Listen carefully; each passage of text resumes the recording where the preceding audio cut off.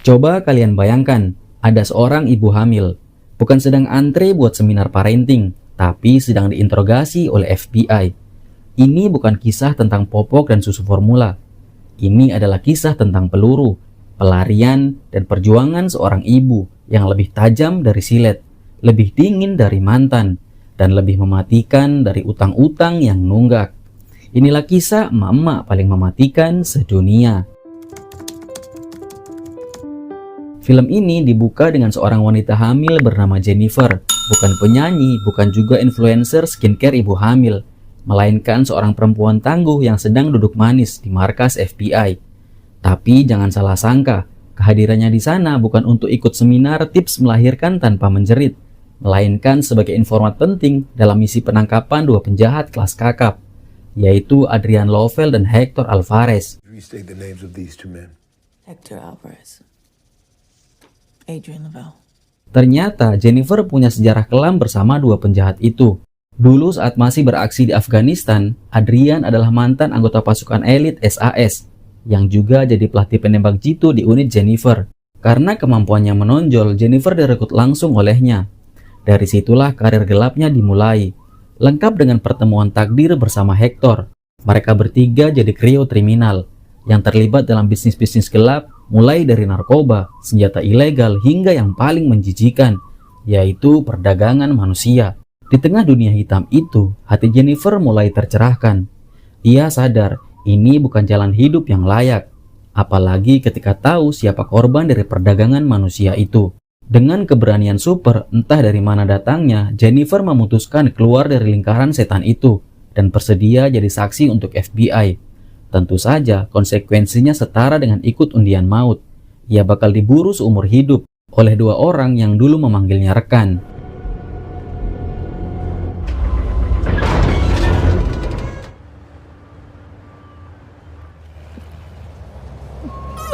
Saat diinterogasi FBI, Jennifer justru tampak tenang. Setenang orang yang tahu badai akan datang, tapi tetap duduk minum kopi. Ia bahkan sempat memperingatkan, tempat ini tidak aman. Tapi ya, seperti biasa, instansi pemerintah kadang terlalu percaya diri. Mereka mengabaikannya begitu saja. Dan benar saja, beberapa menit kemudian, serangan datang mendadak. Seperti undangan nikahan mantan. Tidak diinginkan, tapi menghancurkan segalanya.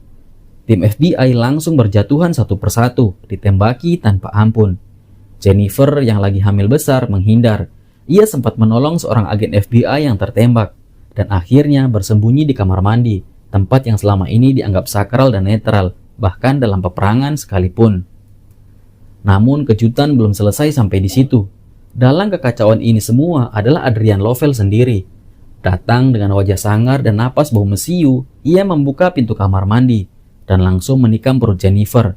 Perut yang jelas-jelas sedang mengandung, tanpa basa-basi dan tanpa negosiasi. Tapi tunggu dulu, Jennifer bukan perempuan biasa. Sebelumnya ia sempat merakit bom molotov dari bahan seadanya. Mungkin dari sabun cair, tisu toilet, dan niat yang membara.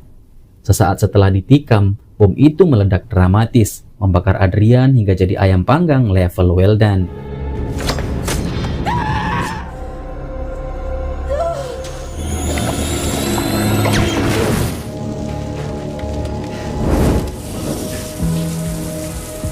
Beberapa waktu setelah insiden berdarah itu, Jennifer yang kini layak dijuluki sebagai Survivor of the Year melahirkan di rumah sakit. Prosesnya berjalan lancar, meskipun tubuhnya tampak seperti baru lulus dari akademi bertahan hidup. Tapi belum sempat tarik napas panjang, Jennifer dihadapkan pada pilihan hidup yang lebih sakit dari kontraksi. Bayi itu harus diadopsi.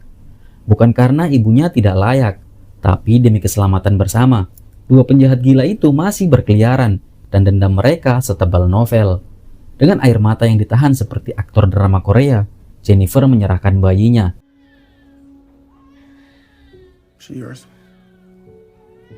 Tapi sebelum pergi, ia sampaikan satu permintaan kepada agen FBI yang bernama Cruz, yang ternyata masih hidup. Agen yang ia selamatkan di awal serangan. Permintaannya sederhana. Jika suatu hari anak itu dalam bahaya, ia harus diberitahu. Tak peduli sedang di mana, ia akan datang. If there's trouble, you let me know. I owe you that. Setelah itu, Jennifer menghilang. Bukan seperti orang gagal move on yang putus kontak, tapi benar-benar pindah ke tempat yang bahkan Google Maps pun butuh waktu buat mikir, yaitu pedalaman Alaska. Ia hidup menyendiri di tengah salju, ditemani senapan, serigala liar, dan kebekuan yang seolah cocok dengan luka batinnya. Karena memang tak ada tempat yang lebih aman dari kejaran masa lalu, selain hutan beku ribuan kilometer jauhnya dari peradaban, dan dari mantan rekan kriminal.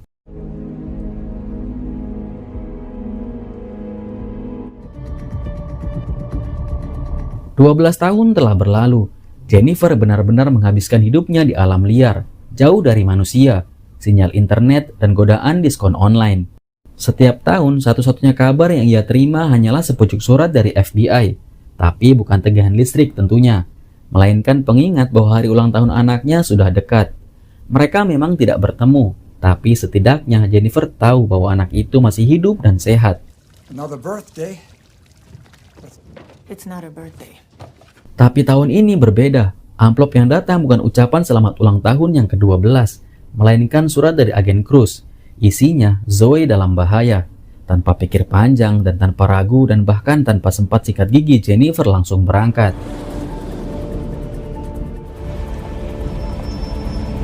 Anaknya yang ternyata diberi nama Zoe selama ini hidup bersama keluarga angkat. Hidupnya tampak damai dan tenang, setidaknya dari luar. Tapi seperti biasa, masa lalu adalah hobi Jennifer yang paling sulit dilupakan.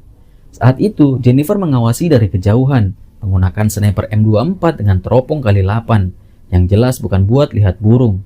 Dari kejauhan, ia melihat Zoe sedang bermain di taman, tampak bahagia. Tak sadar bahwa dua mobil mencurigakan sedang bergerak mendekat. Nalur Jennifer langsung aktif, seperti antivirus yang mendeteksi bahaya dari kejauhan. Dan benar saja, salah satu pria bertato itu dikenalnya. Ketika mereka hendak menculik Zoe, peluru sniper meluncur, menjatuhkan mereka satu persatu seperti mainan domino. Misi penyelamatan ala Jennifer dimulai, tanpa aba-aba dan tanpa koordinasi.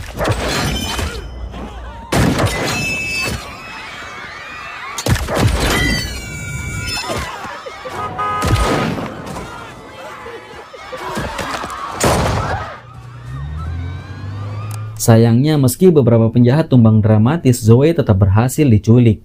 Kini posisi Jennifer sudah diketahui, ia kembali jadi buronan. Tapi tentu saja Jennifer bukan warga biasa yang bisa dikejar pakai motor bebek.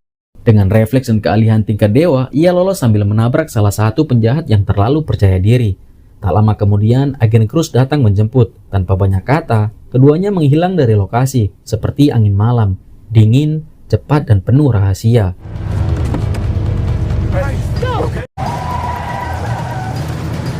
Tak perlu waktu lama, lokasi Zoe berhasil dilacak. Ternyata ia dibawa ke markas besar kartel Hector. Lokasinya di Havana, negara Kuba. Tempat penuh warna, musik salsa, dan kejahatan tingkat internasional. Jennifer dan Cruz menyamar di sebuah bar. Tapi jangan bayangkan mereka duduk santai sambil minum mojito. Ini bukan liburan, ini pengintaian serius. Setelah mengamati suasana penuh aroma keringat, ram, dan keputusan hidup yang salah, Jennifer mengenali salah satu penculik. Tanpa basa-basi, ia menodongkan senjata. Tapi belum sempat bicara dramatis, agen Cruz ditikam oleh penjahat lain yang muncul seperti diskon dadakan. Situasi langsung kacau, si penculik berhasil kabur. Kejar-kejaran pun terjadi. Lorong-lorong sempit, gang tajam mirip level bonus di game klasik. Tapi akhirnya Jennifer berhasil menangkapnya.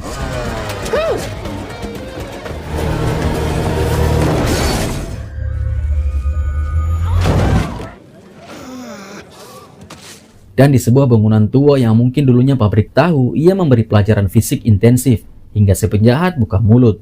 Zoe ditahan di satu lokasi tertentu.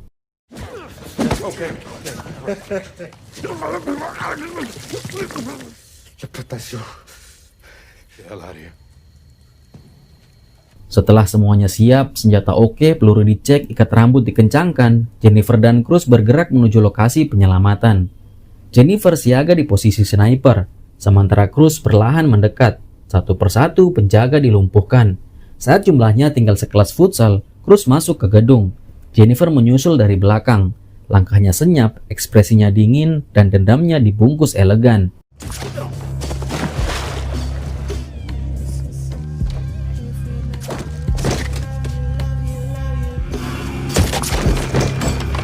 Sampai akhirnya mereka menemukan Zoe. Zoe tampak ketakutan dan tentu saja ia tidak mengenali Jennifer. Tapi suasana perlahan mencair ketika Cruz berbicara dengan lembut dan Jennifer terlihat sedikit berair matanya.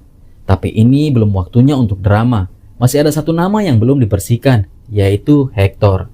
Jennifer masuk ke rumah itu. Ia tahu selama Hector masih hidup, bahaya belum selesai. Hector sudah siap bertarung, tapi yang dia lupakan, Jennifer bukan emak-emak biasa. Dengan refleks tajam kucing ninja, Jennifer memanfaatkan kelengahan Hector. Pisau yang disembunyikan menembus perutnya, halus, mirip teknik nyayat sushi, tapi jelas lebih mematikan. Dan dengan itu, Hector resmi pensiun untuk selamanya, tanpa upacara, tanpa lagu sedih, dan tanpa kedamaian.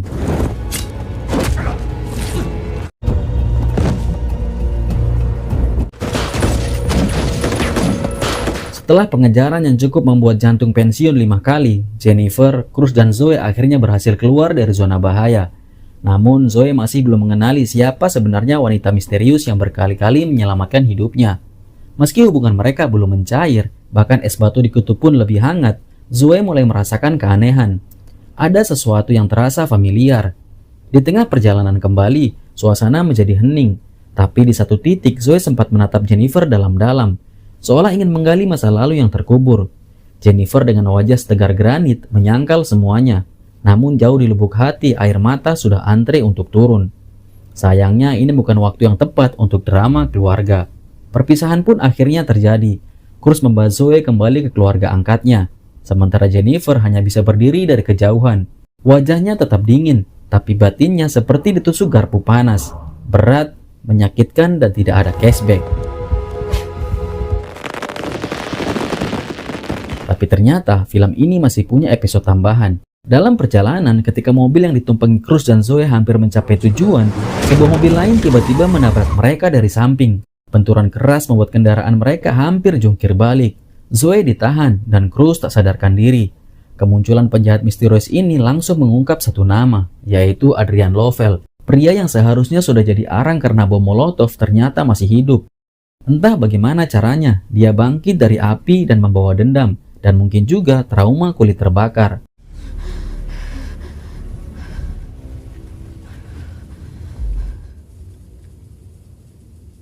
Namun sayang sekali bagi Lovell, ia tidak tahu bahwa insting seorang ibu punya jaringan yang lebih cepat dari satelit militer. Jennifer ternyata masih mengikuti mereka dari kejauhan. Ia tidak pernah benar-benar melepaskan Zoe. Ketika serangan terjadi, Jennifer langsung merapat ke lokasi. Ia menyaksikan dengan mata kepala sendiri saat Cruz kehilangan nyawa. Bukan karena kelalaian, tapi karena identitas FBI-nya terbongkar. Lovell menghabisinya tanpa ragu, meninggalkan tubuhnya tergeletak seperti sisa misi yang gagal. Dengan kekacauan dan asap pekat, Jennifer berhasil membawa Zoe kabur. Meski peluh bercampur darah, tekadnya tidak goyah. Ia bukan hanya seorang penembak jitu, bukan hanya mantan anggota tim kriminal, tapi dia seorang ibu, dan tidak ada kekuatan di dunia ini yang lebih mengerikan dari seorang ibu yang melindungi anaknya.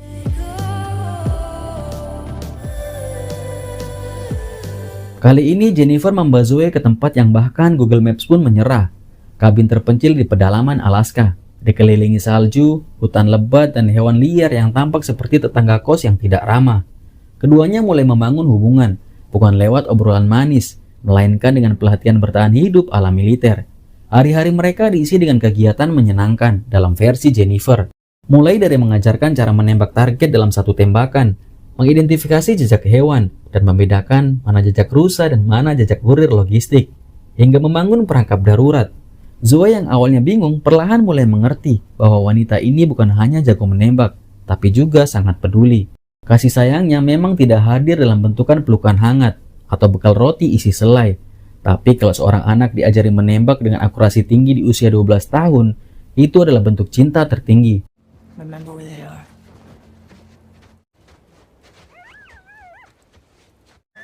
She's hurt. But her cubs aren't old enough to hunt on their own. Namun sayang, kedamaian mereka tak bertahan lama.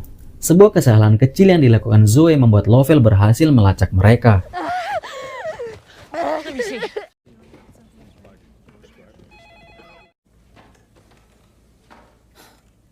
I didn't know. I didn't know I wasn't supposed to tell him my real name. It's my fault. I should have told you. She gave her name, they put it in the computer. I can't risk it. You have to take her. Lovell kini datang dengan ambisi membara dan pasukan bersenjata lengkap. Dan di tengah kekacauan itulah Zoe akhirnya mengetahui kenyataan yang selama ini tersembunyi.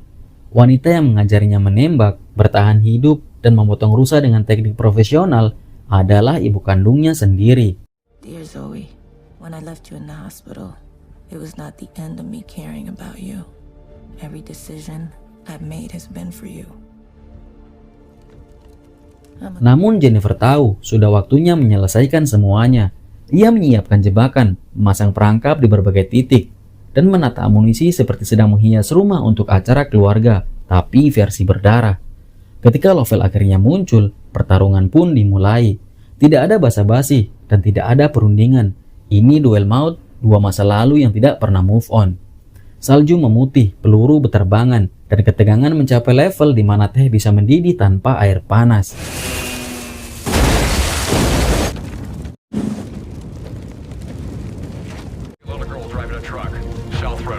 Di satu momen dramatis, Jennifer terlihat tumbang dan tak sadarkan diri. Lovell langsung memanfaatkan kesempatan ini untuk membawa Zoe kabur karena merasa kemenangannya sudah di tangan. Namun seperti biasa, jangan pernah meremehkan kekuatan emak-emak yang masih hidup.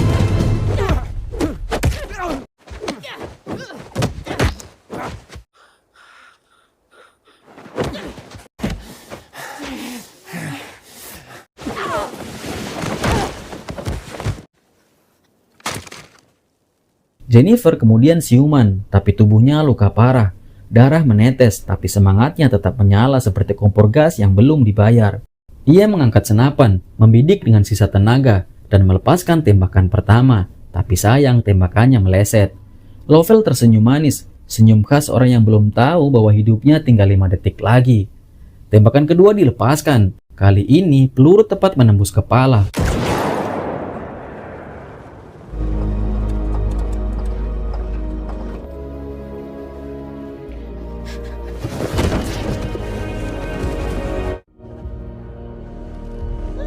Lovell akhirnya benar-benar dikirim ke peristirahatan terakhir bersama Firaun dan kawan-kawan dan koleksi dendam masa lalunya. Zoe dan Jennifer pun akhirnya berpelukan. Tidak ada kata-kata dan tidak ada musik lembut. Tapi pelukan itu cukup untuk menggambarkan seluruh perjuangan yang sudah mereka lalui. Satu momen yang mungkin lebih berharga dari seluruh pelatihan militer selama ini.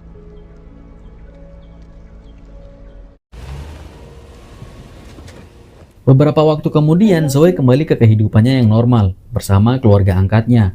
Ia tampak bahagia dikelilingi orang-orang yang menyayanginya tanpa harus membawa senapan ke dapur atau memasang jebakan tikus berlevel perang. Sementara itu, sang ibu memilih menjauh. Ia tidak muncul dalam upacara, tidak menunggu di depan rumah, tidak menulis surat perpisahan. Ia hanya berdiri dari kejauhan, diam dan mengamati. Karena bagi seorang ibu, cinta tidak selalu perlu dinyatakan dengan kata-kata. Cukup dengan memastikan anaknya aman, bahagia, dan hidup normal. Meskipun ia harus mencintai dari balik bayang-bayang. Karena cinta ibu itu seperti sinyal wifi. Tidak terlihat, tapi terasa. Dan kadang sinyalnya lebih kuat dari harapan hidup sang musuh. Film pun tamat.